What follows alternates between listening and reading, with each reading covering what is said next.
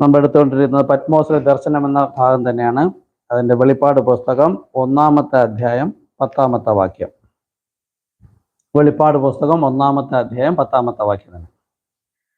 കർത്തൃദിവസത്തിൽ ഞാൻ ആത്മവിവശതനായി കാഹളത്തിനൊത്ത ഒരു മഹാനാദം എൻ്റെ പുറകിൽ കേട്ടു. ഹല്ലേലൂയ. കരുണയുള്ള കർത്താവേ, വെളിപ്പാടിൻ്റെ മർമ്മം തന്നെയും മറഞ്ഞിരിക്കുന്നത് എന്നാകുന്നു.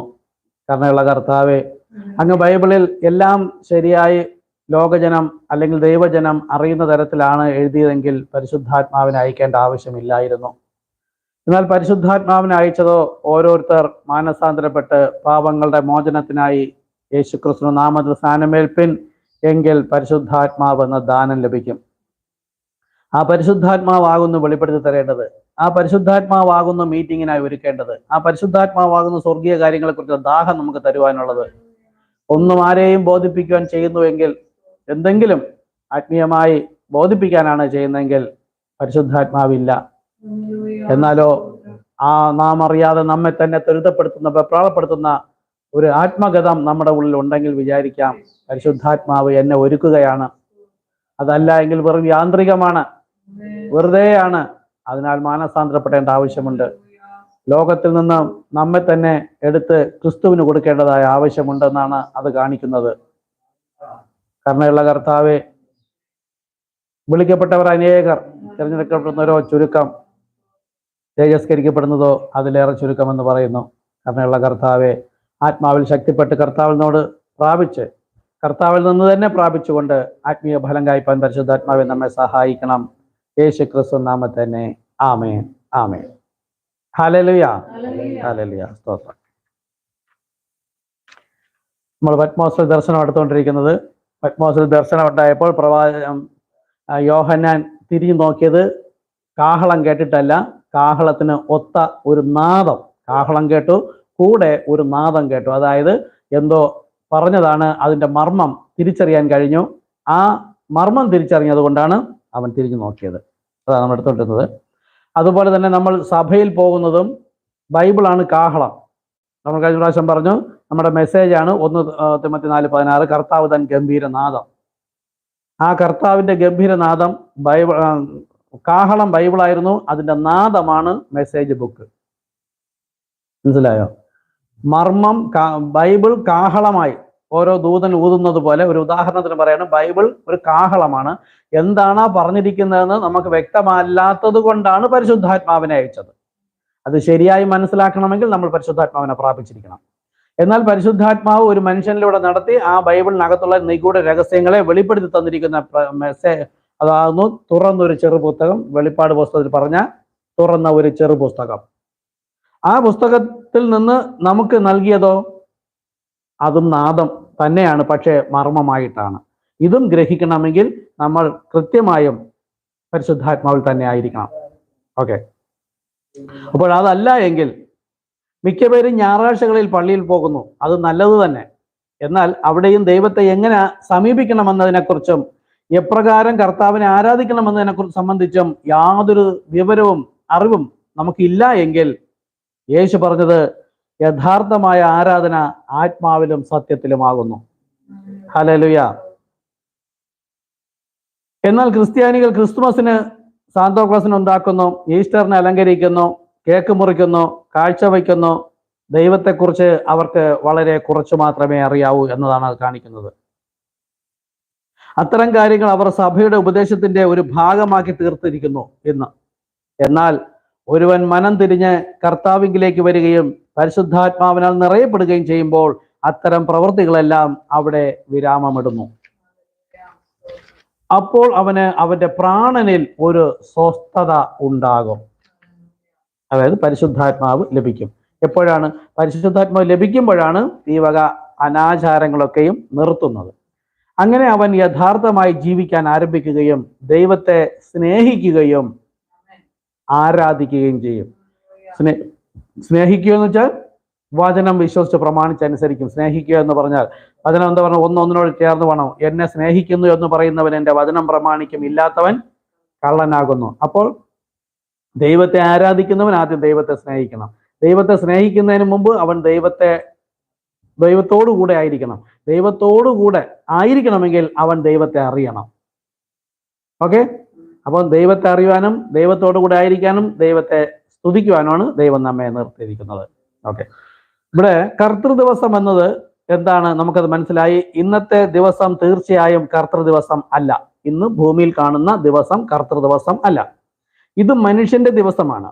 ഇത് മനുഷ്യന്റെ പ്രവൃത്തികളെയും മനുഷ്യന്റെ സഭയെയും ദൈവത്തെ ആരാധിക്കുന്നതിനെ കുറിച്ചുള്ള അവന്റെ സങ്കല്പങ്ങളെയും അവന്റെ മറ്റെല്ലാ കാര്യങ്ങളെയും സംബന്ധിച്ചുള്ള അതാകുന്നു ഇന്ന്. അതായത് സ്വർഗീയ പ്രവേശനത്തിന് ദൈവത്തെ എങ്ങനെ ആരാധിക്കണം, ദൈവത്തോടു കൂടെ എങ്ങനെ ആയിരിക്കണം, ദൈവത്തെ ഇപ്പോൾ തന്നെ എങ്ങനെ കാണണം എന്നെല്ലാം മനുഷ്യന് കൊടുത്തിരിക്കുന്ന, ഭൂമിയിൽ കൊടുത്തിരിക്കുന്ന മനുഷ്യന്റെ ദിവസത്തിൽ, കർത്തൃ ദിവസത്തിൽ എന്ന പോലെ ഇവിടെ ആയിരിക്കുവാനായി കൊടുത്തിരിക്കുന്നതാണ്. ദൈവത്തെ ആരാധിക്കുന്നതിനെ കുറിച്ചുള്ള അവന്റെ സങ്കല്പങ്ങളെയും അവന്റെ മറ്റ് എല്ലാ കാര്യങ്ങളും സംബന്ധിച്ചുള്ളതാണത്.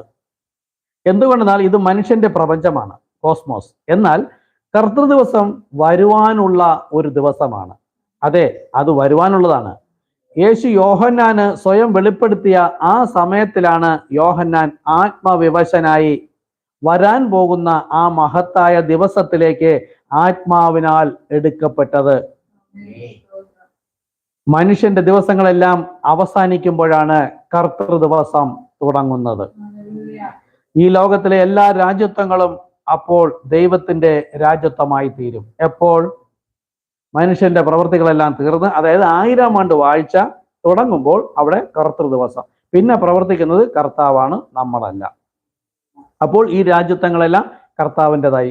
ഇന്ന് ഓരോ രാജ്യത്തെയും ലോകത്തെയും ഭരിക്കുന്നത് അവരവരാണ്, രാജാക്കന്മാരാണ്, പിശാചാണ്. ഓക്കെ, ക്രൈസ്തവരോട് എന്തെല്ലാം ചെയ്യാമോ അതെല്ലാം ലോകം ഇപ്പോൾ അവരോട് ചെയ്തുകൊണ്ടിരിക്കുന്നു. എന്തുകൊണ്ട്?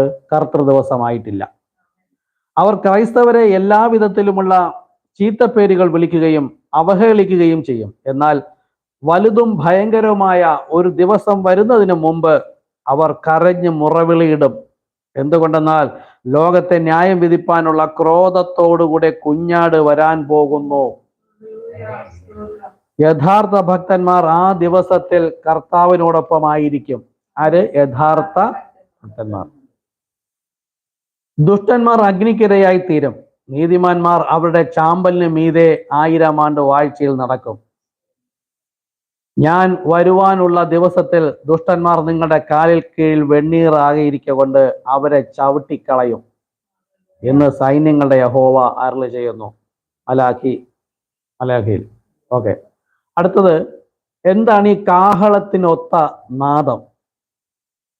വെളിപ്പാട് 1:10. എങ്ങനെ കാഹളത്തിനൊത്ത ഒരു മഹാനാദം എൻ്റെ പുറകിൽ കേട്ടു. യോഹന്നാൻ ആത്മാവിലായിരുന്നു. അങ്ങനെ ആയിരുന്നപ്പോൾ അവൻ കർത്താവായ യേശുവിൻ്റെ, ശ്രദ്ധിച്ചോണം, വലുതും ഭയങ്കരവുമായ ദിവസത്തെയും അവന്റെ എല്ലാ പരിശുദ്ധ ശക്തികളെയും കണ്ടു. എപ്പോൾ കണ്ടു? ആത്മവിവശതയിലായപ്പോൾ മാത്രം. ഭാവിയിൽ സംഭവിപ്പാനുള്ളതിനെ ഭാവിയുടെ ചുരുൾ നിവർത്തി ദൈവം അവന് കാണിച്ചു കൊടുത്തു. എന്നാൽ കേട്ടത് കാഹളത്തിനൊത്ത ഒരു ശബ്ദമായിരുന്നു. കാഹളം പോലെ ഒരു ശബ്ദം അല്ല, കാഹളത്തിന് ഒത്ത ഒരു ശബ്ദം. ഒരു കാഹളം ഊതപ്പെടുന്നത് പെട്ടെന്നുള്ള എന്തെങ്കിലും ഒരു കാര്യം സംബന്ധിച്ച അറിയിപ്പ് നൽകുന്നതിനായിരിക്കും.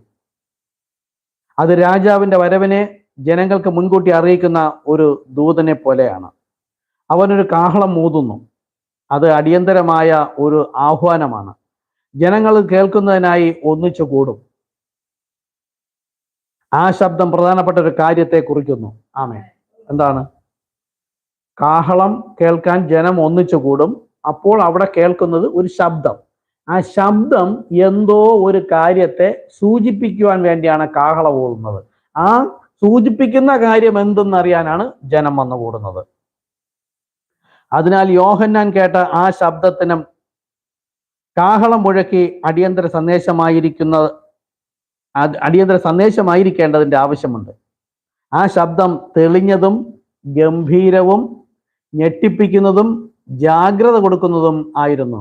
ഓ, നാമും ഈ കാലത്ത് ദൈവത്തിന്റെ ശബ്ദം കാഹളത്തിനൊത്ത പോലെ കേൾക്കേണ്ടതുണ്ട്. എന്താണ് മനസ്സിലായത്? ഇങ്ങനെയൊക്കെയാണ് എഴുതി വച്ചിരിക്കുന്നത്.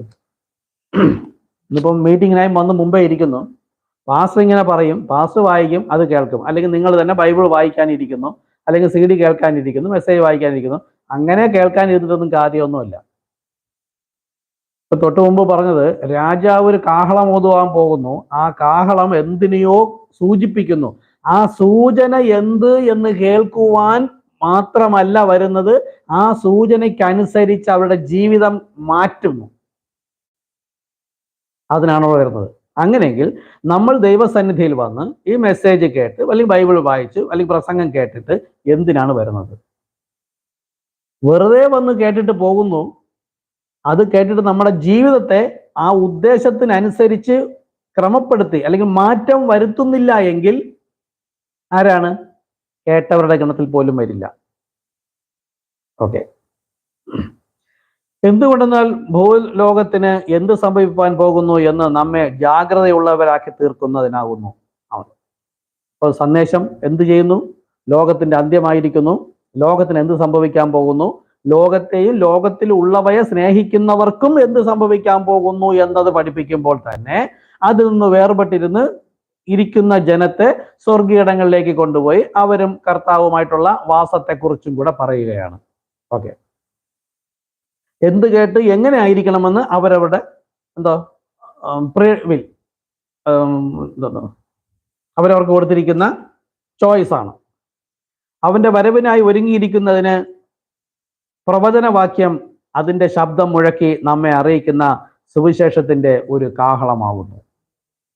ഓക്കെ. അപ്പം കാഹളത്തിനൊത്ത നാദം എന്ന് പറഞ്ഞാൽ എന്താണ്? ഇപ്പൊ പറഞ്ഞതാണ്. ഒരു കാഹളം ഊതാൻ പോകുമ്പോൾ തന്നെ ആ ദേശത്തെ ജനം വന്നുകൂടും. വന്നു കൂടുന്നവരുടെ ഉദ്ദേശം കാഹളം കേൾക്കാനല്ല, കാഹളം ഊതുന്നത് എന്തിനു വേണ്ടിയിട്ടാണ് എന്ന സൂചന മനസ്സിലാക്കിയിട്ട് അവരുടെ ജീവിതവും അവരുടെ ജോലികളും എല്ലാം സകല കാര്യങ്ങളും അതിനനുസരിച്ച് ക്രമപ്പെടുത്തും. അവർ മാത്രമേ കാഹളം കേട്ടതായിട്ട് കരുതുകയുള്ളൂ. അങ്ങനെയെങ്കിൽ യോഹന്നാൻ ഇവിടെ കാഹളത്തിന് ഒത്ത നാദം കേട്ടപ്പോൾ ഇവിടെ എന്താ പറഞ്ഞത്? ഞെട്ടിപ്പിക്കുന്നതും ജാഗ്രത കൊള്ളുന്നതുമായിരുന്നു. അതുകൊണ്ടാണ് തിരിഞ്ഞു നോക്കിയത്. നമ്മളും അങ്ങനെ ആയിരിക്കണം. ഇനി അവൻ എഴുതുന്നതിനുള്ള കൽപ്പന കൊടുത്തു. വെളിപ്പാട് പുസ്തകം 1:11. ഞാൻ ആൽഫയും ഒമേഗയും ആദ്യത്തേതും ഒടുവിലത്തേതുമായിരിക്കുന്നു. നീ കാണുന്നത് ഒരു പുസ്തകത്തിൽ എഴുതി. അപ്പോൾ കാണുന്ന കാര്യങ്ങൾ മാത്രം പുസ്തകത്തിൽ എഴുതി എഫെസോസ്, സ്മർന, പെർഗമോസ്, തുയഥൈര, സർദീസ്, ഫിലാദൽഫിയ, ലവോദിക്ക എന്നീ 7 സഭകൾക്കും അയക്കുക എന്നിങ്ങനെ കാഹളത്തിന് ഒത്ത ഒരു മഹാനാദം പറയുന്നത് കേട്ടു. കാഹളത്തിനൊത്ത നാദം എന്ന് പറഞ്ഞെങ്കിൽ ഇപ്പോൾ എന്താ പറയുന്നത്? മഹാനാദം. ആ നാദം എന്താണോ അതിനു വേണ്ടി എൻ്റെ ജീവിതം ടേൺ ചെയ്യുന്നവനാണ് ദൈവത്തിനുള്ളവൻ. ഇതെല്ലാം കേട്ടിട്ട് ഞാൻ എൻ്റെ ജീവിതത്തോടൊപ്പം ഈ നാദത്തെ കൊണ്ടുപോകാന്ന് പറഞ്ഞാൽ ദൈവത്തിന്റെ സ്നേഹം ലോകത്തോടൊപ്പം കൊണ്ട് ചേർക്കാൻ പറ്റില്ല. ലോക സ്നേഹം അത് വേറെ, അത് ദൈവത്തോട് ശത്രുത്വം. ഓക്കെ. നീ കാണുന്നത് ഒരു പുസ്തകത്തിൽ എഴുതി 7 സഭകൾക്കും അയക്കുക എന്ന് അവനിൽ നിന്ന് കേൾക്കാനിടയാവുകയും ചെയ്തു എന്നത് എത്ര മഹത്വമേറിയതാണ്. ഏദൻ തോട്ടത്തിലും സീനായി പർവ്വതത്തിലും മർരുവ മലയിലും മുഴങ്ങിക്കേട്ട ആ ശബ്ദം ഒരിക്കൽ കൂടി മുഴങ്ങിക്കേട്ടു. എന്നാൽ 7 സഭകൾക്കുള്ള പൂർണ്ണമായതും അവസാനത്തേതുമായ യേശുക്രിസ്തുവിന്റെ വെളിപ്പാടായിരുന്നു ആ ശബ്ദം മുഴങ്ങിക്കേട്ടത്. ഏറ്റവും അവസാനമായിട്ട് ദൈവത്തിന് പറയാനുണ്ടായിരുന്ന രഹസ്യങ്ങളാണ് ആ ശബ്ദത്തോടൊപ്പം മുഴങ്ങിക്കേട്ടത്. യോഹന്നാനെ, നിനക്കുണ്ടായ ദർശനങ്ങളെല്ലാം എഴുതി വരുവാനുള്ള കാലങ്ങൾക്ക് ഒരു രേഖയായി അയക്കുക. എന്തുകൊണ്ടെന്നാൽ അവ സംഭവിപ്പാനുള്ള സത്യവചനങ്ങളാണ്. അവ എഴുതി എല്ലാ സഭകളെയും അറിയിക്കുക എന്നതായിരുന്നു ആ ശബ്ദം. നാദമല്ല. നാദം എപ്പോഴും ഇതെല്ലാം എഴുതി അയച്ച് ഓരോ കാലത്തെ സഭയിലെ ജനങ്ങൾ ജീവിച്ചെഴുന്നേറ്റ് വരുമ്പോൾ ആ ജനത്തിന് വേണ്ടി നാദം അന്ന് ആഗ്രഹിക്കുന്നവരുടെ ഹൃദയത്തിൽ ദൈവം വെളിപ്പെടുത്തി കൊടുക്കും. ഇപ്പൊ എന്നിലൂടെ തന്നെ അത് പറഞ്ഞാൽ നിങ്ങൾക്കൊന്നും മനസ്സിലാവില്ല. അതുകൊണ്ടാണ് സഭയിൽ പല കാര്യങ്ങൾ ചോദിക്കുമ്പോൾ അവർക്കൊന്നും ഓർമ്മ വരുന്നില്ല. എന്തുകൊണ്ടാ? ദൈവശബ്ദം കേട്ടില്ല, കാതോർത്തിരുന്നില്ല, വിജിലന്റ് ആയിരുന്നില്ല.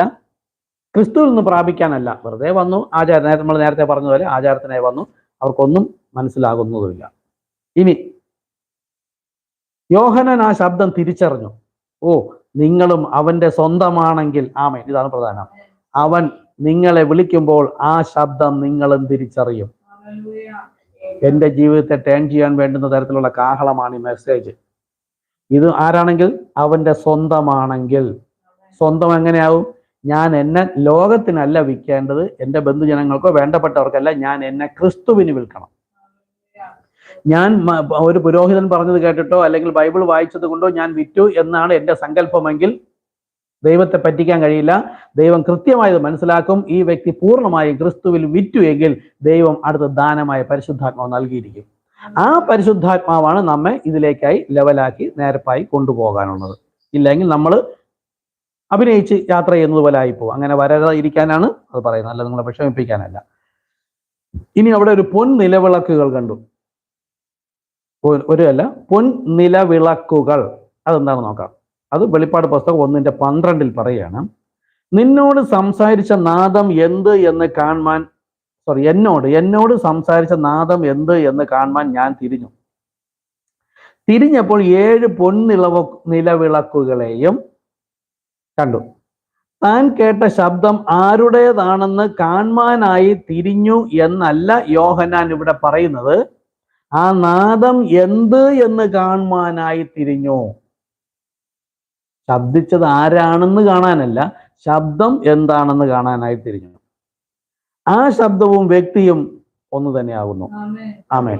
ഇത് നമ്മുടെ സഭയിൽ പഠിപ്പിക്കേണ്ട. ഞാനിപ്പോ ഒരു 4-5 ദിവസം കൊണ്ട് പുതിയൊരു രീതിയിൽ ഇരിക്കുകയാണ്. ഇന്നും രാവിലെ മുതൽ ഇരിക്കുകയാണ്. പ്രവാചകനിലൂടെ കർത്താവ് പറഞ്ഞിരിക്കുന്നതിന് വിരുദ്ധമായി പഠിപ്പിക്കുന്നവരാണ് ഈ മെസ്സേജിലുള്ള. അമേരിക്കയിലെ ജെഫേഴ്സൺ വില്ല മുതൽ ഈ നമ്മുടെ ഇവിടെ ഈ പരിസരങ്ങളിലുള്ള എന്ന് പറയാം, അല്ലെങ്കിൽ നമ്മൾ ആകാതിരിക്കാനാണ്. പ്രവാചകനിലൂടെ പ്രവാചകന് പറയാത്ത കാര്യങ്ങളെ ഈ മെസ്സേജുമായി നിൽക്കുന്നവർ വചനവിരുദ്ധമായി ജീവിക്കുമ്പോൾ അത് മനസ്സിലാക്കിയ ജനം വന്നിട്ട് പറയും, ഈ സന്ദേശം ശരിയല്ല, വില്യം ബ്രൺഹാം ശരിയല്ല, ആ ഉപദേശം ശരിയല്ല എന്ന് പറയുന്നത് പോലെ ഇന്ന് അനേകർ വീണിരിക്കുന്നു. ഇവിടെ ഒരു പ്രധാനപ്പെട്ട കാര്യം പറഞ്ഞു നോക്കൂ. ഇവിടെ പറഞ്ഞു ആ നാദം എന്ത് എന്ന് കാണുവാൻ തിരിഞ്ഞു എന്നാണ്. ആ ശബ്ദവും വ്യക്തിയും ഒന്ന് തന്നെ. ഇത് പ്രവാചകം ഇതിൽ പറഞ്ഞത്. മെസ്സേജും മെസ്സഞ്ചറും ഒന്ന്. ആമേൻ. ആമേനാണോ? അതാ ഞാൻ പറഞ്ഞതുണ്ടോ? ഇനി മെസ്സേജ് എന്താണ്? വചനം. മെസ്സഞ്ചർ എന്ന് പറഞ്ഞാൽ എന്താണ്? ഈ വചനത്തെ നമുക്ക് നൽകുന്നവൻ. ഓക്കെ. ഇനി മെസ്സഞ്ചർ എന്നതിന് വേറൊരു അർത്ഥമുണ്ട്, ദൂതൻ എന്നും അർത്ഥമുണ്ട്. എന്നാൽ അത് ശരി തന്നെയാണ്. ഇന്ന് ഞാനത് പ്രവാചകൻ പറഞ്ഞ പഴയ നമ്മുടെ ബുക്കിന്റെ കോട്ടിങ്സുകളെല്ലാം എടുത്തുകൊണ്ടിരിക്കുകയാണ്. ഇന്നിപ്പം ഞാൻ കുറച്ച് അത് കണ്ടപ്പെടുത്തി പറഞ്ഞു.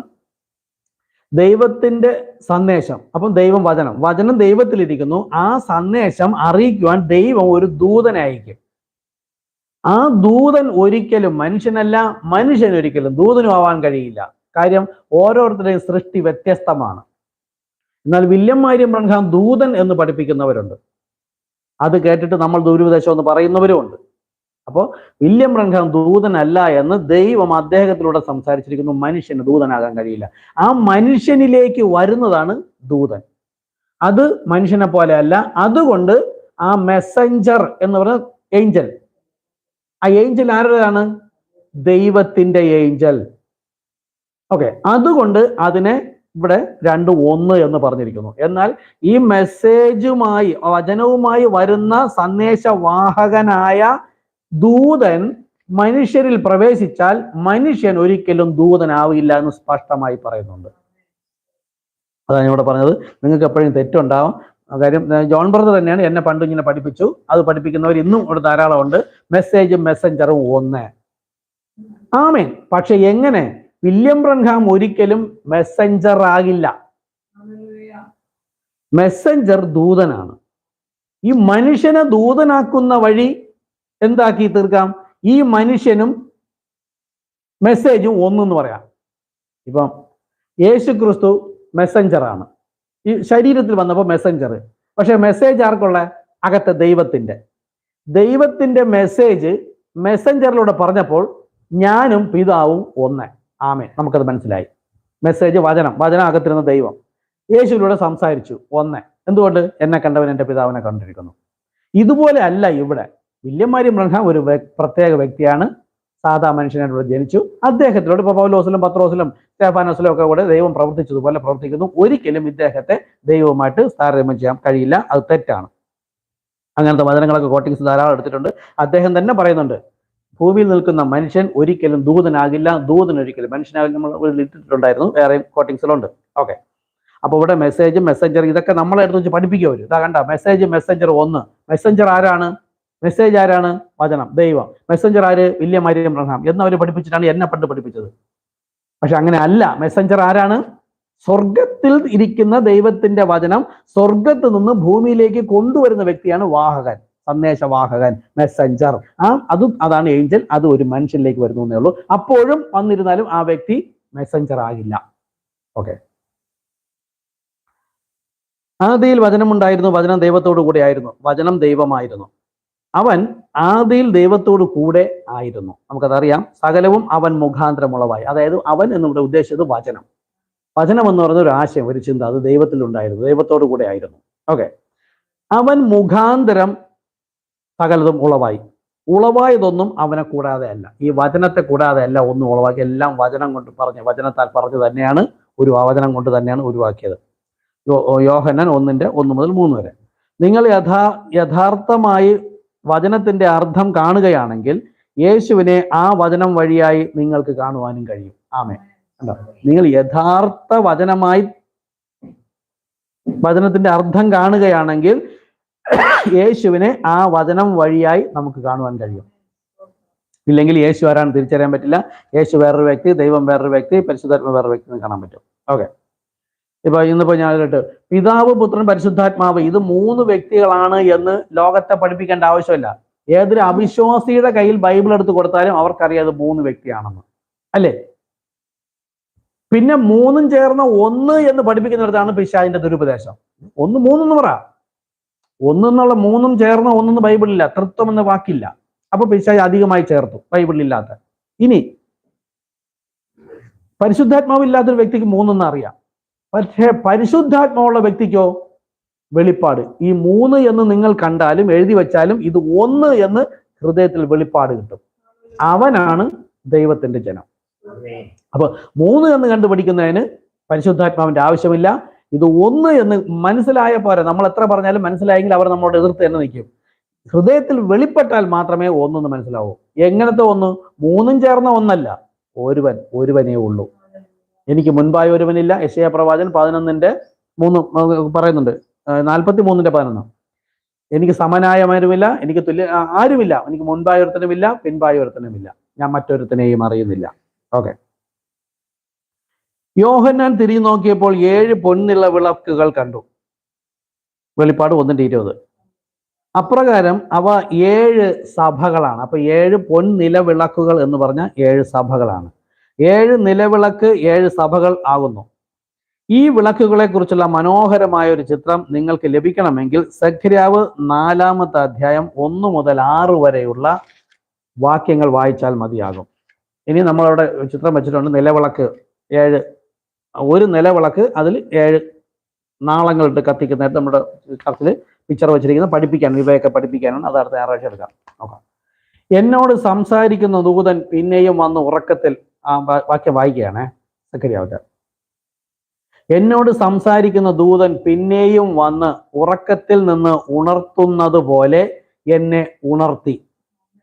നീ എന്തു കാണുന്നു എന്ന് എന്നോട് ചോദിച്ചതിന് ഞാൻ മുഴുവനും പൊന്നുകൊണ്ടുള്ള ഒരു വിളക്കുതണ്ടും അതിൻ്റെ തലയ്ക്കൽ ഒരു കുടവും അതിന്മേൽ 7 വിളക്കും അതിൻ്റെ തലയ്ക്കുള്ള 7 വിളക്കിന് 7 കുഴലും അതിനരികെ കുടത്തിന് വലതുഭാഗത്ത് 1 ഇടതുഭാഗത്ത് 1 ഇങ്ങനെ 2 ഒലിവ് മരം ഞാൻ കാണുന്നു എന്ന് പറഞ്ഞു. ഇത് നമ്മളവിടെ പഠിപ്പിച്ചാണ്. 7 നിലവിളക്കുകളുടെ അപ്പുറം ഇപ്പുറം അവിടെ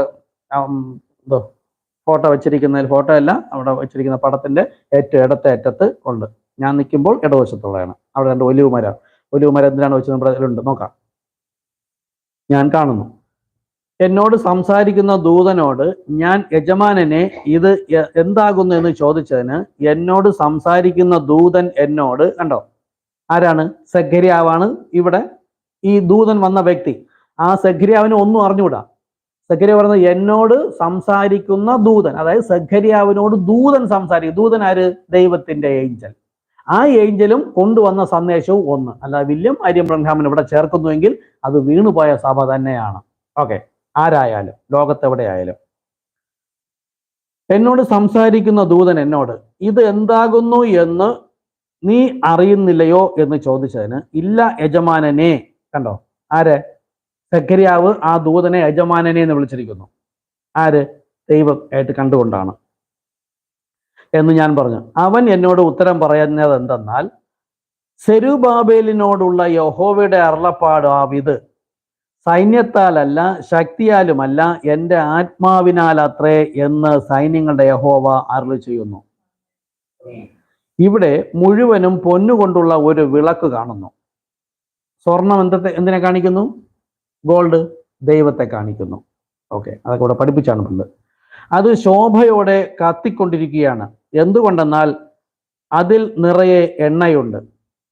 ഓർമ്മയുണ്ടോ ഇങ്ങനെ പഠിപ്പിച്ചത്? യേശുക്രിസ്തു ജനിച്ച സമയത്ത് മോര് പൊന്ന്, പൊന്ന് സ്വർണം കൊണ്ടുപോയെന്താ? അവൻ രാജാവാണ്. മറ്റേ കുന്തിരിക്ക് എന്തിനെ കാണിക്കുന്നു? മോര് എന്തിനെ കാണിക്കുന്നു? ഒന്നും അറിയില്ല.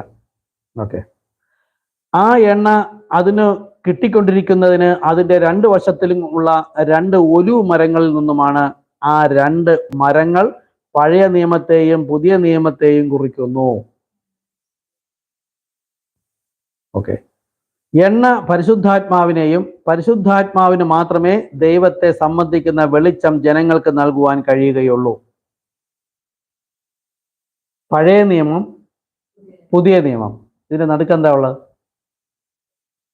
ഇപ്പൊ പറഞ്ഞ പ്രകാരം നിലവിളക്ക്.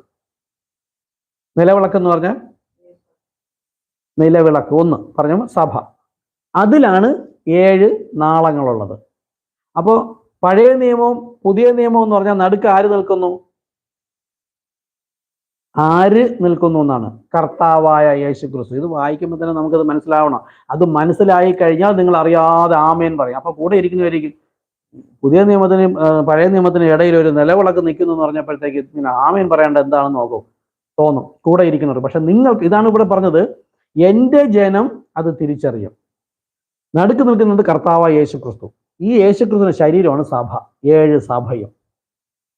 ഈ യേശുക്രിസ്തുവിലേക്ക് ജീവൻ എന്ന് വെച്ചാൽ ഈ യേശുക്രിസ്തുവിലാണ് പഴയ നിയമത്തിൽ നിന്നും പുതിയ നിയമത്തിൽ യോജിപ്പിക്കുന്നത്.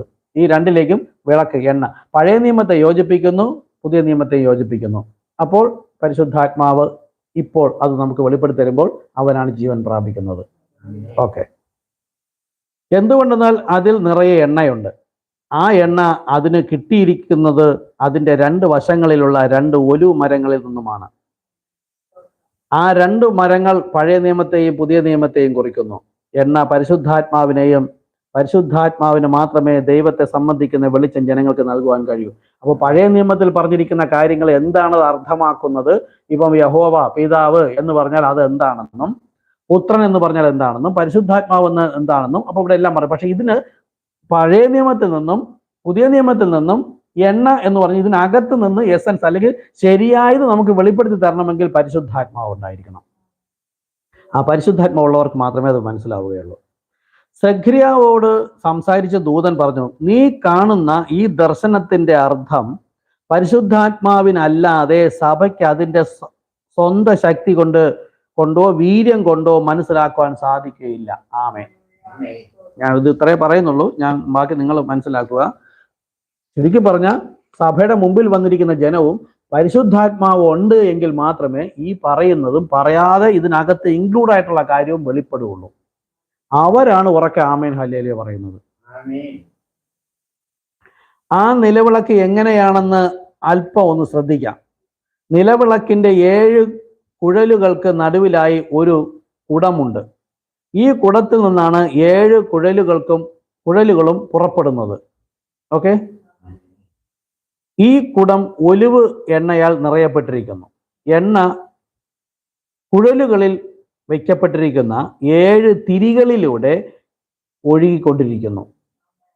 ആ പടത്തിൽ നമുക്ക് കാണിച്ചു തരായിരുന്നു, നമ്മൾ അവിടെ പഠിപ്പിച്ചതാണ്. അതായത് കർത്താവായ യേശു ക്രിസ്തു ആണ് ഈ ഇടതുവശത്ത് നിൽക്കുന്ന ഒലിവ് മരവും വലതുവശത്ത് നിൽക്കുന്ന ഒലിവ് മരവും. നടുക്ക് നിൽക്കുന്ന കുടം, ഈ കുടത്തിൽ നിന്നാണ് എണ്ണ ഒഴുകിക്കൊണ്ടിരിക്കുന്നത് പറഞ്ഞാൽ ഈ വിളക്കിലേക്ക് എണ്ണ ഒഴുകി വരുന്നത് ഒലിവ് വൃക്ഷത്തിൽ നിന്ന്.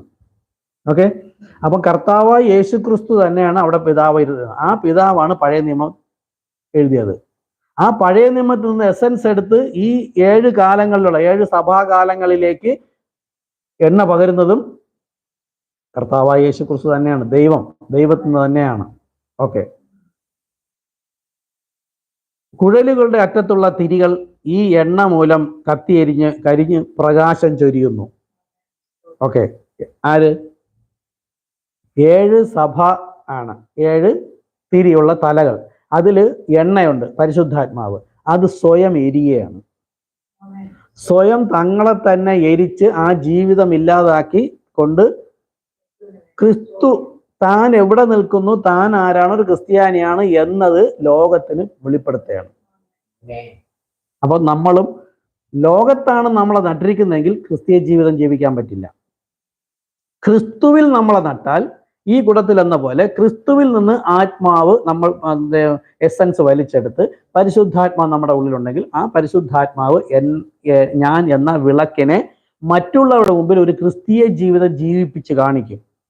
അത് വചനം എന്ത് പറഞ്ഞിരിക്കുന്നുവോ എല്ലാ തരത്തിലും എന്തെങ്കിലും വചനം നമ്മോട് പറയുകയോ ചെയ്യുകയോ ചെയ്യണമെന്നോ എന്തെങ്കിലും ജീവിക്കണമെന്ന് പറഞ്ഞാൽ അങ്ങനെ തന്നെ ജീവിക്കണമെങ്കിൽ അകത്ത് പരിശുദ്ധാത്മാവ് ഉണ്ടായിരിക്കണം. ആ പരിശുദ്ധാത്മാവാണ് നമ്മെ അങ്ങനെ ജീവിപ്പിക്കുന്നത്. ഓക്കെ, ആ പ്രകാശം ഒരിക്കലും അണയുകയില്ല. ആമേൻ. അങ്ങനെയാണെങ്കിൽ അതൊരിക്കലും അണയില്ല. പുരോഹിതന്മാർ ആ കൂട്ടത്തിൽ എപ്പോഴും എണ്ണ പകർന്നു കൊണ്ടേയിരിക്കും. അതായത് സഭയിൽ അങ്ങനെ പരിശുദ്ധാത്മാവുള്ള വ്യക്തികൾ ഉണ്ടെങ്കിൽ പുരോഹിതൻ അതിന് എണ്ണ അഭിഷേകം അല്ലെങ്കിൽ ദൈവവചനത്തിന്റെ വെളിപ്പാടുകൾ സംസാരിച്ച് അവരെ വളർത്തിക്കൊണ്ടേയിരിക്കും. വിളക്ക് കത്തിക്കുന്നത് ഒരു പ്രത്യേക വിധത്തിലാണ്.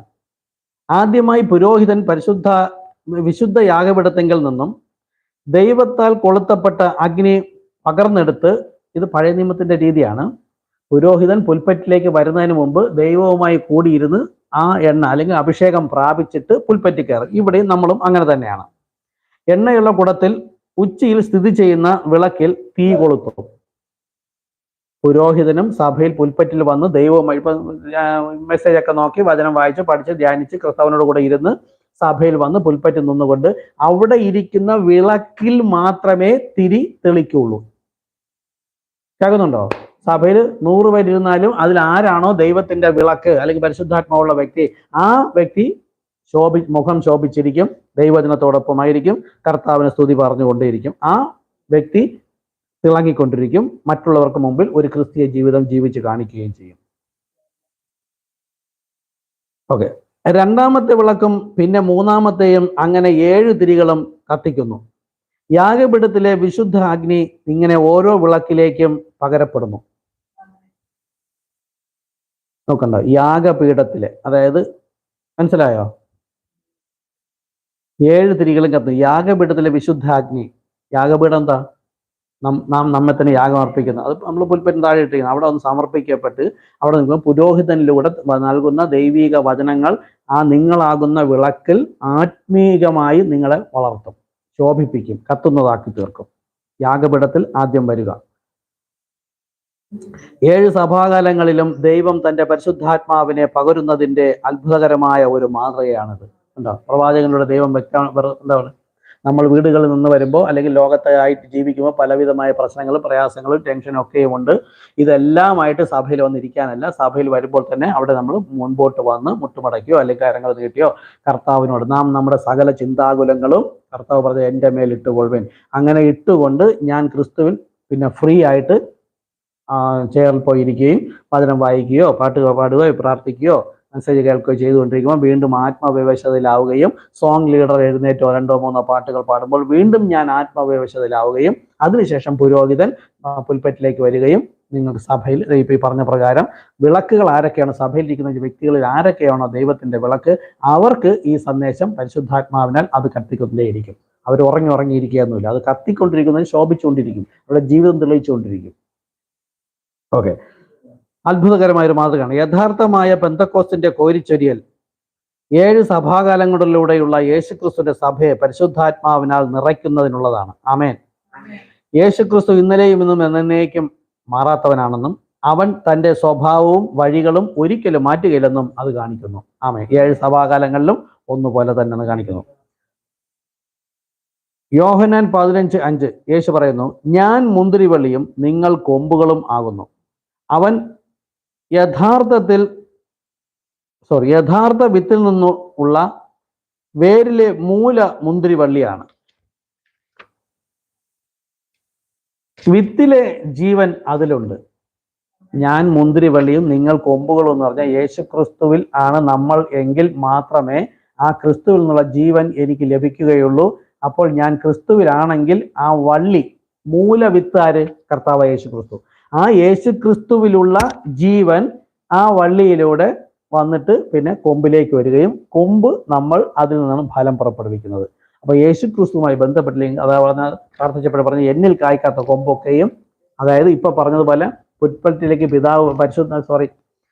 പുരോഹിതൻ വന്ന് ആത്മവിവേശതയിൽ ദൈവത്തിന്റെ വചനം തൻ്റെ വിളക്കുകൾക്ക് വിളമ്പിക്കൊടുക്കുമ്പോൾ ആ വിളക്കുകൾ ശോഭിച്ചുകൊണ്ട് നിൽക്കുകയും അല്ല എങ്കിൽ യേശുക്രിസ്തുവുമായി ബന്ധമില്ലാത്ത ദൈവം കാണുകയും അതിനെയൊക്കെ വെട്ടിമുറിച്ച് കളയുകയും ചെയ്യും. ഇതൊക്കെ പറയുമ്പോൾ വിഷമം ഉണ്ടാവരുത്. നമ്മൾ ആ വള്ളിയോടുകൂടെ ചേർന്ന് ജീവിക്കുമ്പോഴാണ് നമുക്ക് ഉന്മേഷവും ഓജസ്സും ഒക്കെ ഉണ്ടാവുന്നത്. ഓക്കെ. മുന്തിരിവള്ളിയിലല്ല ഫലങ്ങൾ ഉണ്ടാകുന്നത്, അതിൻ്റെ കൊമ്പുകളിലാകുന്നു. ഇത് എന്നിൽ കായ്ക്കാത്ത കൊമ്പൊക്കെയും എന്നാണ്. വള്ളി കർത്താവ് യേശുക്രിസ്തു. ഇപ്പൊ ഈ നിലവിളക്കും ഇതുകൊണ്ട് യോജിച്ചു പോകുന്നു. അതിന് പഠിപ്പിക്കാവുന്ന ഓരോന്നും പഠിപ്പിച്ചു തരണം. ബാക്കിയെല്ലാം നിങ്ങളുടെ ഹൃദയത്തിൽ കിട്ടുകയാണെങ്കിൽ നിങ്ങൾ അറിയാതെ ആമേൻ ഹല്ലേലൂയ പറയും. ഇവിടെ യേശുക്രിസ്തു എന്ന് അപ്പുറത്ത് ഇപ്പുറത്ത് നിൽക്കുന്നു. ഒരു കുടം എണ്ണ ഇരിക്കുന്നു. ആ എണ്ണയിൽ 2 ഒലിവ് മരങ്ങൾ എണ്ണ ഒഴിച്ചു കൊടുക്കുന്നു. വിളക്ക് കത്തിക്കൊണ്ടിരിക്കുന്നു എന്ന് പറഞ്ഞ പോലെ തന്നെയാണ് ഇവിടെ വള്ളി എന്ന് പറയുന്ന യേശുക്രിസ്തു. ആ വള്ളിയുമായി ബന്ധപ്പെട്ട് നിൽക്കുന്ന കൊമ്പ് ആണ് സഭ, മണവാട്ടി. ഇതിൽ നിന്ന് വലിച്ചെടുത്ത് അപ്പൊ ഈ മണവാട്ടി കൊമ്പിലേക്ക് ഫലം കായ്ക്കുന്നതിന് എവിടെ നിന്ന് വരുന്നു? നേരെ കൊമ്പ് വള്ളിയിലേക്ക് വരുന്നു. വള്ളി വചനത്തിൽ നിന്ന് വലിച്ചെടുക്കുന്നു. എങ്കിൽ വലിച്ചെടുത്ത ആത്മാവിന്റെ ഫലം തന്നെ ഈ കൊമ്പിലുണ്ടാവും. ആ കൊമ്പിൽ ഉണ്ടാകുന്ന ഫലം ആണ് വള്ളി എന്ന കർത്താവ് യേശുക്രിസ്തു ശേഖരിക്കാൻ വരുന്നത്. അപ്പോൾ എന്നിൽ കായ്ക്കാത്തതാണെങ്കിൽ അത് കത്തിക്കൊണ്ടിരിക്കാത്ത, എണ്ണ ഇല്ലാത്തതും കത്തിക്കൊണ്ടിരിക്കാത്തതുമാണ്, അല്ലെങ്കിൽ ശോഭിച്ചുകൊണ്ടിരിക്കാത്തത്, അതും അല്ലെങ്കിൽ ക്രിസ്തീയ ജീവിതം എന്നിൽ നിന്ന് ഒരു ക്രിസ്തീയ ജീവിതമല്ല എന്നിൽ നിന്ന് വരുന്നതെങ്കിൽ അതിനെ വെട്ടിക്കളയുക തന്നെ ചെയ്യും. ഓക്കെ. അല്ലെങ്കിൽ ഒരു ചെറുനാരകത്തിന്റെ കൊമ്പ്, ഓക്കെ ശ്രദ്ധിക്കുക, നിങ്ങൾക്ക് വേണമെങ്കിൽ നാരകവർഗത്തിൽപ്പെട്ട ഒരു ഓറഞ്ച് മരത്തോടുകൂടെ നാരകവർഗത്തിൽ തന്നെയുള്ള ഒരു കമ്പിളി നാരങ്ങയുടെ കൊമ്പ് നിങ്ങൾക്ക് ഒട്ടിച്ചേർക്കാം. ഒരു നാരകം കൊണ്ട് നട്ടാൽ ആ നാരകത്തിൽ പല തരത്തിലുള്ള കമ്പിളി നാരകമുണ്ട്, ചെറിയ നാരകമുണ്ട്, ഓറഞ്ച് ഉണ്ട്. കാര്യം ഇത് വലിച്ചെടുക്കുന്ന എസൻസ്, നീരുണ്ടല്ലോ, ഈ ഓറഞ്ചിനും ഗുണം ചെയ്യും. അപ്പോൾ എല്ലാം നമുക്ക് പല തരത്തിലുള്ള നാരങ്ങ വെച്ച് പിടിപ്പിക്കാം. അല്ലെങ്കിൽ ഒരു ചെറുനാരകത്തിന്റെ കൊമ്പ് ഒട്ടിച്ചു പിടിപ്പിക്കാം. അതുമല്ലെങ്കിൽ ആ വർഗത്തിൽപ്പെട്ട ഏതെങ്കിലും മരത്തിന്റെ കൊമ്പ് അതിനോട് ഒട്ടിച്ചു പിടിപ്പിക്കാം. തായ്തടിയിൽ ഒട്ടിച്ചു ചേർക്കപ്പെട്ട ആ കൊമ്പുകൾ എല്ലാം വളരുക തന്നെ ചെയ്യും. എന്നാൽ അപ്രകാരം ഒട്ടിച്ചു ചേർക്കപ്പെട്ട കൊമ്പുകളിൽ ഒരിക്കലും ആ തായ്തടിയായ ഓറഞ്ച് മരമാണെങ്കിൽ അതിൻ്റെ ശാഖകളിൽ ഓറഞ്ച് അല്ല കായ്ക്കുന്നത്. ഏത് ശാഖയാണോ ഒട്ടിച്ചു ചേർത്തത് അവിടെ മുതൽ ആ ശാഖ. ഇപ്പം നമ്മളിവിടെ വരുന്നുണ്ട്, ഒരു മാവിൽ തന്നെ 2 വരിക്ക മാങ്ങ, പലതരം മാങ്ങ ഉണ്ടല്ലോ, ഇതെല്ലാം ഒരു മാവിന്റെ കൊമ്പുകളിൽ വെച്ച് പിടിപ്പിക്കാം. പക്ഷെ മൂടൊന്നും പലതരം മാങ്ങകൾ. പക്ഷെ ആദായം എടുക്കാൻ വരുമ്പോൾ നട്ടവൻ ഒരു ഉദ്ദേശമുണ്ട്, അതിന്റെ ഫലം എവിടെ കായ്ക്കുന്നുവോ അത് ആ ഫലം മാത്രമേ ശേഖരിക്കുള്ളൂ, ബാക്കിയെല്ലാം വെട്ടിക്കളയും. അതുപോലെ തന്നെ സഭയിൽ നമ്മൾ ക്രിസ്തുവുമായി ബന്ധപ്പെട്ടിരുന്ന് ക്രിസ്തുവിന്റെ ഫലം കായ്ക്കുമെങ്കിൽ മാത്രമേ ഫലം ശേഖരിക്കുകയുള്ളൂ, ഇല്ലാത്തതിനെല്ലാം വെട്ടിക്കളയും. ഇല്ല സാർ, ചെറുനാരകത്തിന്റെ കൊമ്പ് ചെറുനാരങ്ങയും കമ്പിളി നാരകത്തിന്റെ കൊമ്പ് കമ്പിളി നാരങ്ങയും അങ്ങനെ അതിനോട് ഒട്ടിച്ചു ചേർക്കപ്പെട്ട കൊമ്പുകളുടെ ഫലം അത് മാത്രമേ പുറപ്പെടുവിക്കുള്ളൂ. ആ കൊമ്പുകൾ ഓറഞ്ച് മരത്തിന്റെ ജീവനിലാണ് തഴച്ചു വളരുന്നത്. ദൈവത്തിന്റെ അനുഗ്രഹം കൊണ്ട് തന്നെ സഭയിലുള്ളവരെല്ലാം അനുഗ്രഹങ്ങൾ കൊണ്ട് നമ്മുടെ ആവശ്യങ്ങൾ പറയുമ്പോൾ നേടിയെടുക്കുകയും എല്ലാം ചെയ്യും.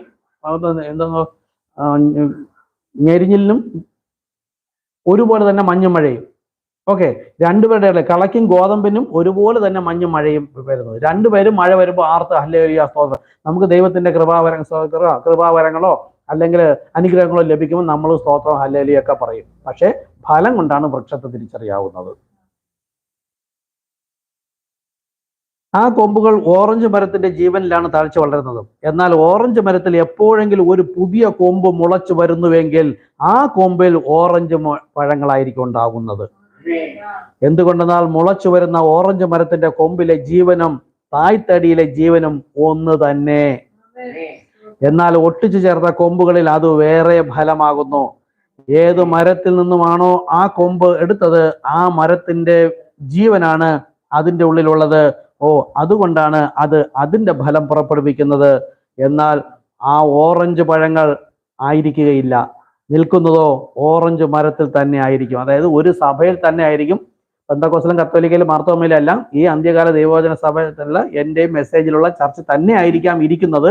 പക്ഷെ ഫലം കായ്ക്കുന്നതൊക്കെ ഇവിടെ അരുത് എന്ന് പറയുന്ന കാര്യങ്ങളെല്ലാം ചെയ്തിട്ടായിരിക്കാം. ദൈവം ആവശ്യപ്പെട്ട കാര്യങ്ങളെല്ലാം പറഞ്ഞും ചെയ്തും എങ്ങനെയാണോ ജീവിക്കുന്നത് അങ്ങോട്ടും ഇങ്ങോട്ടും അല്ല, ഒരു തരത്തിൽ മാത്രം. ശീതോഷ്ണാവസ്ഥയിലാകാൻ പാടില്ല, വചനവിരുദ്ധമായി ആകാൻ പാടില്ല. അതിനൊക്കെ വലിയ ബുദ്ധിമുട്ടാണ്. ഹൃദയത്തിൽ എപ്പോഴും ഒരു തത്രപ്പാടം ഉണ്ടാവും, ഒരു ത്വര ഉണ്ടാവും. വല്ല വിധേനയും വചനം വിശ്വസിച്ച് പ്രമാണിച്ചനുസരിക്കും. കാര്യം തെറ്റിക്കുന്ന തരത്തിലാണ് എല്ലാം ഉള്ളത്, ലോകം മുഴുവനും. ഓക്കെ, അപ്പൊ അതിനോടൊപ്പം ജീവിക്കുന്നതിന് ഒരു ത്വര തന്നെ ഉണ്ടാകും. അവയും ഫലം പുറപ്പെടുവിക്കും, എന്നാൽ അത് ഓറഞ്ച് പഴങ്ങളായിരിക്കില്ല. അവർക്ക് അത് സാധ്യമല്ല. എന്തുകൊണ്ടെന്നാൽ അവർ ഓരോ കൊമ്പും അവരുടെ മൂലവൃക്ഷത്തിന്റെ ഫലമാണ് കായ്ക്കുന്നത്. അവരുടെ വൃക്ഷത്തിന്റെ എന്നല്ല, മൂലവൃക്ഷത്തിന്റെ. അപ്പൊ ഞാൻ ക്രിസ്തുവിലാണ് എങ്കിൽ എന്നിൽ ക്രിസ്തുവിന്റെ ഫലം കായ്ക്കും. ഇല്ല എങ്കിൽ ഞാൻ ഏതിലാണ് നട്ടിരിക്കുന്നത്, ആ ലോകത്തോടുള്ള ഇഷ്ടവും താല്പര്യവും അതിലേക്ക് വേണ്ടിയിട്ടായിരിക്കും എൻ്റെ പ്രയത്നങ്ങളും എൻ്റെ ജീവിതവും സഫലവും എല്ലാം. ക്രിസ്തുവിന് വേണ്ടിയിട്ടോ ഒന്നും ആയിരിക്കില്ല. അതുപോലെയാണ് ഇന്ന് സഭകളും കാണപ്പെടുന്നത്. യഥാർത്ഥ സഭയാകുന്ന മുന്തിരിവള്ളി പിളർക്കപ്പെട്ട് മറ്റു കൊമ്പുകൾ അതിൽ ഒട്ടിച്ചു ചേർത്തിരിക്കുന്നു. ബാപ്റ്റിസ്റ്റ് കൊമ്പ്, മെത്തഡിസ്റ്റ് കൊമ്പ്, പ്രെസ്ബിറ്റേറിയൻ കൊമ്പ്, പെന്തക്കോസ് കൊമ്പ്, അവർ അതിൽ ഒട്ടിച്ചു ചേർത്തിരിക്കുന്നു. ആ കൊമ്പുകൾ പുറപ്പെടുവിക്കുന്നത് അവരവരുടെ ഫലങ്ങൾ തന്നെയാണ്. മാർത്തോമക്കാരന്റെ കുഞ്ഞ് മാർത്തോമ ചർച്ചിലേ പോകും, CSIക്കാരന്റെ കുഞ്ഞ് CSIയിൽ, പെന്തക്കോസുകാരന്റെ പെന്തക്കോസിൽ. പക്ഷെ എവിടെയൊക്കെ ആയിരുന്നാലും ദൈവത്തിന്റെ വിത്ത് അവിടെ ഉണ്ടെങ്കിൽ ഒരു കാലത്ത് നമ്മൾ എന്ന സന്ദേശപ്രകാരം അവർ പുറത്തേക്ക് വരികയും പിന്നെ വന്നിട്ടും അങ്ങോട്ടാണ് ചായ്വെങ്കിൽ ഇവിടെ നിന്നിട്ട് ഫലമില്ലാതെയാകും. ഓക്കെ, എന്നാൽ അവരെല്ലാം വിഭാഗീയ സഭകളുടെ വിത്തുകളാകുന്നു. അവ കൊല്ലുക തന്നെ ചെയ്യും. എന്നാൽ മറ്റൊരു കൊമ്പ് അതിൽ നിന്നും പൊട്ടിപ്പുറപ്പെടുന്നുവെങ്കിൽ അതാകുന്നു മുന്തിരിവള്ളിക്ക് തുല്യമായ ഒന്ന്. പെന്തക്കോസ് നാളിൽ പൊട്ടിമുളച്ച ആ കൊമ്പുകൾ പോലെ തന്നെയുള്ള ഒന്നായിരിക്കും അത്. അന്യഭാഷ സംസാരിക്കും, പ്രവചിക്കും. മാത്രമല്ല ഉയർത്തെഴുന്നേറ്റ യേശു ക്രിസ്തുവിന്റെ ശക്തിയും അടയാളങ്ങളും അതിലുണ്ടായിരിക്കുകയും ചെയ്യും. ഇതാണ് പറയുന്നത്. വചനം ശക്തിയോടും പരിശുദ്ധാത്മ ശക്തിയോടും ബഹുനിശ്ചയത്തോടും കൂടെ സുവിശേഷം അറിയിക്കാൻ പോകുമ്പോൾ തന്നെ മറ്റുള്ളവർക്ക് വേണ്ടി പ്രാർത്ഥിച്ചും രോഗശാന്തി, ഭൂതശാന്തി, എല്ലാ കൃപാവരങ്ങളും നമുക്ക് നൽകിയിട്ടുണ്ട്. ആ ഒരു തരത്തിൽ തന്നെ സുവിശേഷം അറിയിക്കണം. അല്ലാതെ അവിടെ സുവിശേഷം ചെല്ലുമ്പോൾ പാസ്റ്ററെ ഒന്ന് പ്രാർത്ഥിക്കണം, ഒരു രോഗിയുടെ കിടക്കുന്നു എന്ന് പറയാനില്ല. കാര്യം നമ്മുടെ ഉള്ളിലിരിക്കുന്ന ഇതേ കർത്താവായ യേശു ക്രിസ്തുവാണ്. അത് ഹൃദയത്തിനകത്തുനിന്ന് വരേണ്ട ഒരു ബോധമാണ്, ഒരു ഉറപ്പാണ്. അതങ്ങനെ മുന്നോട്ട് പോയിക്കൊണ്ടേയിരിക്കും. ഓക്കെ, എന്തുകൊണ്ടെന്നാൽ അത് മുന്തിരിവള്ളിയുടെ സ്വാഭാവിക ജീവന്റെ ഉറവിടത്തിൽ നിന്നും ഉള്ളതാകുന്നു. അത് മുന്തിരിവള്ളിയോട് ഒട്ടിച്ചേർക്കപ്പെട്ടതല്ല, അത് മുന്തിരിവള്ളിയിൽ തന്നെ ജനിച്ചതാകുന്നു. മറ്റു കൊമ്പുകൾ അതിൽ ഒട്ടിച്ചു ചേർത്തപ്പോൾ അതിന്റെ കനികൾ അത് പുറപ്പെടുവിച്ചു. കാരണം അത് യഥാർത്ഥ മുന്തിരിവള്ളിയിൽ നിന്നും ജനിച്ചതായിരുന്നില്ല. ആ ചെടിയുടെ യഥാർത്ഥ ജീവനും യഥാർത്ഥ കനിയും എന്തെന്ന് ആ കൊമ്പുകൾക്ക് അറിയുക പോലുമില്ല. ആമേൻ, ശരിയല്ലേ പറഞ്ഞത്? നമ്മളും ഇനിയിപ്പോ വിഷമുള്ള എന്നാലും സഭയിൽ പഠിപ്പിക്കണം. നമ്മൾ ഈ സഭയിൽ ഇരിക്കുമ്പോൾ നമുക്ക് വേണ്ടുന്ന സകലതും ദൈവം നമുക്ക് ഒരുക്കി വെച്ചിരിക്കുകയാണ്. അത് നമ്മളിലൂടെ പ്രകടമാകുന്നില്ല എങ്കിൽ നോക്കൂ, ആ ചെടിയുടെ യഥാർത്ഥ ജീവനും ആ വ്യക്തിയുടെ വന്ന ആത്മാവും യഥാർത്ഥ ദൈവത്തിന്റെ പരിശുദ്ധാത്മാവ് ചേർന്ന ഒന്നല്ല, അത് വ്യത്യസ്തമാണ്. തൊട്ട് മുമ്പ് പറഞ്ഞതുപോലെ ആ ശക്തിയും അടയാളങ്ങളും എല്ലാം കാണിച്ചു കൊണ്ട് തന്നെ പോകണം. ഒരു രോഗി ഉണ്ടെങ്കിലും പ്രതികൂലം ഉണ്ടെങ്കിലും പ്രശ്നം ഉണ്ടെങ്കിലും അവരവർ തന്നെ പ്രാർത്ഥിക്കണം. അതിനാണ് യേശു ക്രിസ്തുവിനെ പരിചയപ്പെടുത്തി തന്നത്. പിന്നെ എല്ലാറ്റിനും പാസ്റ്ററെ എന്ന് വിളിക്കാനല്ലേ, എന്നാ പിന്നെ എന്തിനാണ്? ഓക്കെ, അപ്പൊ ഇതാണ് യേശുവിന്റെ ഇഷ്ടം. ഞാൻ പറയുമ്പോൾ നിങ്ങൾക്ക് ചെയ്യാൻ കഴിയാത്തവർക്ക് അല്ലെങ്കിൽ അങ്ങനെ വിശ്വസിക്കാൻ കഴിയാത്തവർക്ക് പ്രയാസമുണ്ടാവും. പക്ഷെ കർത്താവ് ആഗ്രഹിക്കുന്ന അങ്ങനെ നിങ്ങൾ ചെയ്യണമെന്നാണ്. ഓക്കെ, അവ അതിൽ നിന്ന് ജനിച്ചതല്ലായിരുന്നതിനാൽ അത് അറിയുന്നതിനും അവർക്ക് കഴിയുന്നില്ല. വേണ്ട യേശുവേ, ഇന്ന് ഞാൻ ഇതൊക്കെ വിശദീകരിച്ച വിഷമം തോന്നും. എന്നാൽ കൊമ്പുകൾ അതിൽ നിന്നും ജനിച്ചതാണെങ്കിൽ അതിൻ്റെ തായ്തണ്ടിൽ നിന്ന് തന്നെ യേശുവിൻ്റെ ജീവൻ അതിലുണ്ടാവുകയും അത് അതിനെ പ്രദർശിപ്പിക്കുകയും ചെയ്യും. ആമേൻ, ആമേൻ. ഞാൻ നിങ്ങളോട് പറയുന്നു, ഞാൻ ചെയ്യുന്ന പ്രവൃത്തി എന്നിൽ വിശ്വസിക്കുന്നവരും ചെയ്യും. ഞാൻ പിതാവിന്റെ അടുക്കൽ പോകുന്നത് കൊണ്ട് അതിൽ വലിയതും ചെയ്യും. വിഭാഗീയ സഭകൾ മനുഷ്യരാൽ നിയന്ത്രിക്കപ്പെടുന്നതാകയാൽ അത് ദൈവത്തിൽ നിന്നും ജനിക്കപ്പെട്ടതല്ല. കണ്ടോ, ഇത് ഞാൻ നോക്കി എന്നിട്ടുണ്ട്. ഈ ലോകത്തുള്ള സഭകളിലെല്ലാം പുരോഹിതന്മാരിൽ പ്രാപിച്ചിരിക്കുന്നത് പരിശുദ്ധാത്മാവല്ല. അവരേത് ആത്മാവ് പ്രാപിച്ചു നിൽക്കുന്നുവോ ആ ആത്മാവിനാൽ അവർ പഠിപ്പിക്കുകയും അവരുടെ മുമ്പിൽ നിൽക്കുന്ന ഒറിജിനൽ വിത്തല്ലാത്ത എല്ലാ ജനങ്ങൾക്കും അത് മതി. ആ പുരോഹിതൻ എന്ത് പറഞ്ഞാലും അങ്ങനെ പോകും. പക്ഷെ അങ്ങനെ ഇരിക്കുന്ന സഭകളുടെ ഇടയിലേക്ക് നമ്മൾ ഈ ട്രാക്ട് പ്രകാരം ഉപദേശപ്രകാരം കൊണ്ടുവന്ന് കൊടുക്കുമ്പോൾ യഥാർത്ഥ ദൈവത്തിന്റെ സന്തതിയെങ്കിൽ അത് അവിടെ വിട്ടുപോരും. വിട്ടുപോരുമ്പോഴും അവരതിനെ പരിഹസിക്കും. എന്തുകൊണ്ടാ? അവർക്ക് ഈ ഇരുന്ന വ്യക്തി ഈ പുരോഹിതന്റെ ആത്മാവ് പ്രാപിച്ച വ്യക്തിയല്ല. നമ്മൾ തന്നെയാണ് അത്. നമ്മളായിരുന്ന സഭയിൽ അവരെല്ലാം പറഞ്ഞ് ശരിയെങ്കിൽ നമ്മൾ അവിടെ ഇരിക്കുമായിരുന്നു. അവർ പറഞ്ഞത് ശരിയല്ലെന്ന് എപ്പോഴും നമുക്ക് ബോധമുണ്ടായി. എന്നിട്ട് അവിടെ തന്നെ തുടരേണ്ട ഒരു അവസ്ഥ വന്നു. കാലത്തികവിൽ ആ കഴുകൻ പറന്നു വന്നതുപോലെ തന്റെ കുഞ്ഞിനെ കണ്ടു, റാഞ്ചി അത് കൊണ്ടുപോയി. ഓക്കെ, കുടത്തിലുള്ള എണ്ണയിൽ മുക്കപ്പെട്ട തിരികളാൽ ആ 7 വിളക്കുകൾക്കും ജീവനും വെളിച്ചവും ലഭിക്കുന്നു. ഓക്കെ, സഭയിലുള്ള വിശ്വാസികൾക്ക് ജീവൻ, പരിശുദ്ധാത്മാവ്, ജീവനും പിന്നെ വെളിച്ചവും. എന്താ വെളിച്ചം? ഇവിടെ വെളിച്ചം എന്ന് പറഞ്ഞാൽ എന്താ? ആ ക്രിസ്തയേശുവിലെ ഭാവം, ആ സ്വഭാവം. ഈ എന്തെന്ന് ഭൂതത്തെ പുറത്താക്കുന്നതിനും രോഗികളെ സൗഖ്യമാക്കുന്നതിനും നിഴലടിച്ച രോഗി സൗഖ്യമാകുന്നതിനും യേശു ജീവിച്ചപ്പോൾ എന്തൊക്കെ ചെയ്തോ, അല്ലെങ്കിൽ അപ്പോസ്തലന്മാർ നോക്കൂ, അപ്പോസ്തലന്മാരുടെ ഉള്ളിൽ പരിശുദ്ധാത്മാവ് വന്നപ്പോൾ ഇതെല്ലാം ചെയ്തെങ്കിൽ നമ്മുടെ ഉള്ളിലും അതേ പരിശുദ്ധാത്മാവാണെങ്കിൽ ഇതൊക്കെ നടക്കണ്ടേ? ഇതൊന്നും നമ്മുടെ കാര്യങ്ങൾക്ക് പോലും മറ്റുള്ളവരെ ആശ്രയിക്കണം, അല്ലെങ്കിൽ എപ്പോഴും നമ്മളല്ല കർത്താവിനെ ആശ്രയിക്കുന്ന, മറ്റൊരു ആളിലൂടെ ആശ്രയിക്കുന്നു എങ്കിൽ നമ്മൾക്ക് എവിടെ ലഭിച്ചിരിക്കുന്നു? അതാ ഞാൻ പലപ്പോഴും ചോദിക്കുന്നത്. നിങ്ങൾക്കൊരു ആവശ്യം വന്ന് നിങ്ങൾ എന്നോട് പറയുമ്പോൾ ഞാൻ ആദ്യം തങ്കു ബ്രദറിനെ വിളിക്കട്ടെ എന്ന് പറഞ്ഞാൽ എൻ്റെ അവസ്ഥയൊന്ന് ആലോചിച്ച് നോക്കൂ. അവരിലൂടെ ലഭിച്ചതിനെ പകർന്നു തന്നതിന് സ്വായത്തമാക്കി അല്ലെങ്കിൽ ദൈവകൃപയാൽ നിന്നപ്പോൾ പരിശുദ്ധാത്മാവ് വരികയും പകർന്നു തരികയും ആ ശക്തിയോടുകൂടെ ഇറങ്ങി പുറപ്പെടുകയും ചെയ്തു. അതുപോലെ ഇവിടെയും പഠിപ്പിക്കുന്നുണ്ട്. ഇവിടെ ആരിലൂടെ ചെയ്യുന്നു? എന്തേ പരിശുദ്ധാത്മാവ് നമ്മളിലൂടെ ചെയ്യില്ലെന്നല്ലോ? ഇല്ലല്ലോ. വിശ്വസിക്കുന്നവരാൽ അത് സംഭവിക്കും. ഓക്കെ, ഓരോ സഭാകാലത്തിലെയും ദൂതനെയാണ് ഇത് പ്രതിനിധീകരിക്കുന്നത്. അവന്റെ ജീവൻ പരിശുദ്ധാത്മാവിനാൽ അഗ്നിയായി തീർന്നു. കണ്ടോ, അവന്റെ തിരി, അതായത് ജീവൻ ക്രിസ്തുവാകുന്ന എണ്ണയിൽ മുക്കപ്പെട്ടിരിക്കുന്നു. ആ രീതിയിൽ കൂടി അവൻ ക്രിസ്തുവിൽ നിന്ന് ജീവനെ വലിച്ചെടുക്കുന്നു.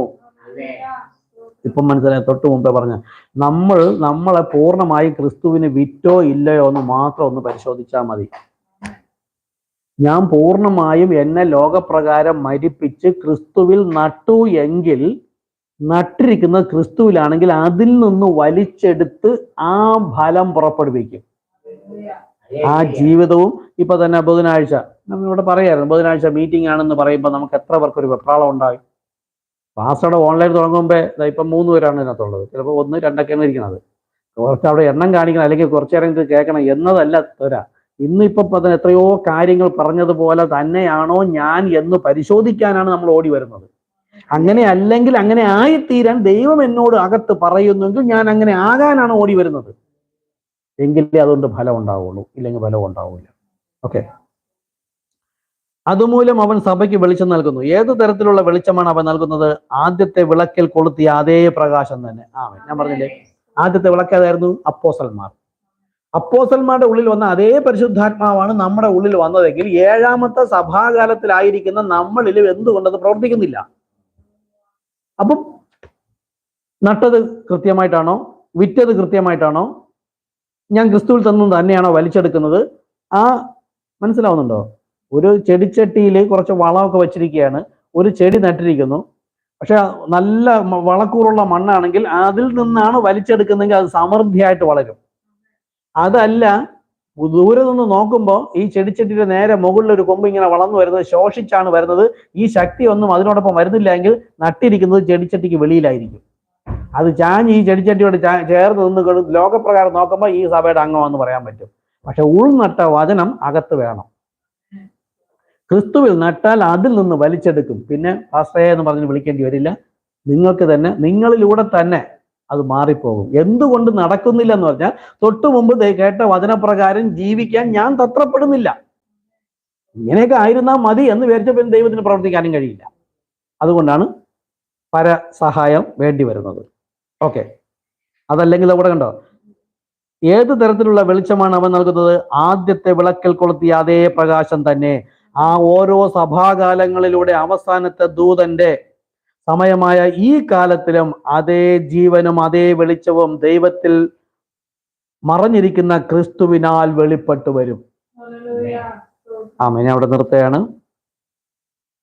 അപ്പോൾ ഇന്നത്തെ മെസ്സേജ് പ്രകാരം ഓരോരുത്തർക്കും ഇതൊക്കെ കേൾക്കുമ്പോൾ ഹൃദയത്തിനകത്തൊരു കത്തല് വേണം. അത് പൂർണ്ണ തോതിൽ ഒരു ഉറപ്പും ഇത് വാസ്തവമാണ്, ശരിയാണ്. നമ്മളൊരു കഥ കേട്ടുകൊണ്ട് എൻ്റെ ജീവിതകാലം മുഴുവൻ ഇവിടെ ഇരിക്കാനുള്ള രീതിയിലാണ് ഇവിടെ ജീവിക്കുന്നതെങ്കിൽ നമ്മളത് കേട്ടിട്ട് കാര്യമില്ല. ദൈവത്തിന്റെ രീതിക്കനുസരിച്ച് ലോകം പോയിക്കൊണ്ടിരിക്കുന്നു. ഞാൻ എൻ്റെ രീതിക്ക് പോയിട്ടല്ല കാര്യം. എൻ്റെ രീതിയിൽ നിന്ന് ദൈവത്തിന്റെ രീതിയിലേക്ക് ഞാൻ എൻ്റെ ജീവിതത്തെ മാറ്റപ്പെടുത്തുവാനാണ് ദൈവം ആഗ്രഹിക്കുന്നതെന്ന് കണ്ട് ഞാൻ മാറ്റപ്പെടുത്തുമ്പോഴാണ് ഞാൻ ക്രിസ്തുവിൽ വളർച്ച പ്രാപിക്കുന്നത്. ഇല്ലെങ്കിൽ സഭയ്ക്കകത്തിരിക്കുന്നതും ഞാൻ ഇവിടെ ലോകത്തിൽ നട്ടതുമായി പോകും. അങ്ങനെയാണെങ്കിൽ എനിക്കൊരു വെപ്രാളമില്ല. മീറ്റിംഗ് തീർന്നല്ല, വലിയ ഉപകാരമായി.